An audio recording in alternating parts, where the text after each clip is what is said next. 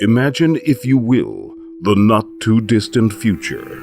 A future built on Meta-Switch. Al's been pretty busy with work lately.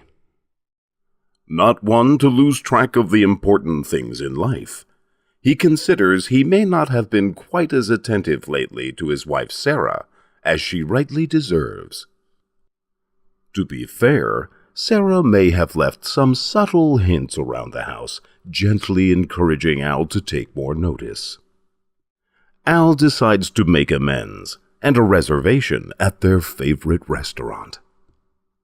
When making the outbound call, Al selects that he'd like to present his personal identity for this call.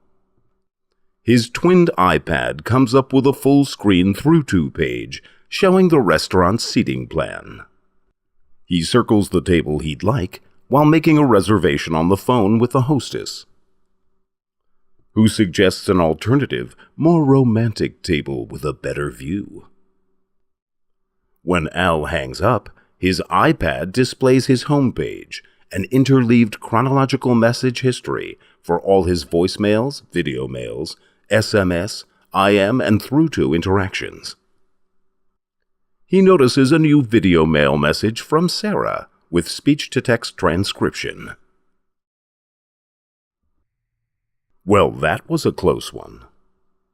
Since Apple still hasn't figured out a decent keyboard for the iPad of the future, Al switches to his laptop. His session continues seamlessly, and the application automatically sends his reply via Facebook chat, where Sarah's status shows her to be active at the moment. Hard at work, of course. Al scrolls back further in the intertwined communication history and sees an IM from his boss, Piers. Al consoles himself over the prospect of another working weekend with a quick visit to his blackmail file, also known as last year's Halloween party. Al clicks to respond by video call, and this time selects to present his business identity. The call simultaneously video calls Piers' RCS phone, tablet, and his Skype connection on his laptop. On all three devices, Piers sees Al's service provider-owned phone number as caller ID. He chooses to answer on Skype. Al conferences in Simon, who hasn't quite got the hang of selecting his business persona over his personal one. That's more like it. Piers yaks on forever and ever, and Al has to go home. So he moves the call from laptop to cell phone mid-call and starts walking home.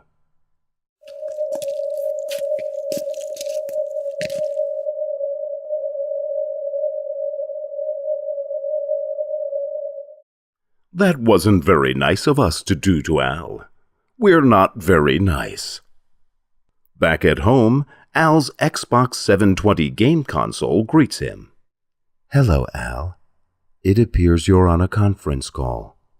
Would you like to resume the call here on your big screen? I'm sorry, Al. I'm afraid I can't let you do that.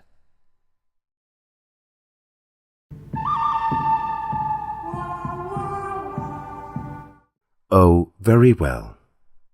Al clicks yes, and the call moves from his cellular line back into the IP video conference via his game console. At the end of the call, a speech-to-text transcript of the conversation gets automatically archived to Salesforce. Finally off the call, Al's domestic responsibilities take center stage, and he realizes he needs to sell the family car. Al signs up for a disposable phone number identity, 99 cents to use for a month. Al records a video broadcast showing his slightly modified Jeep for sale.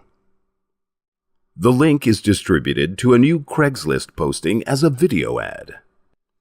Even in the future, people incomprehensibly persist in using Craigslist despite its crappy interface.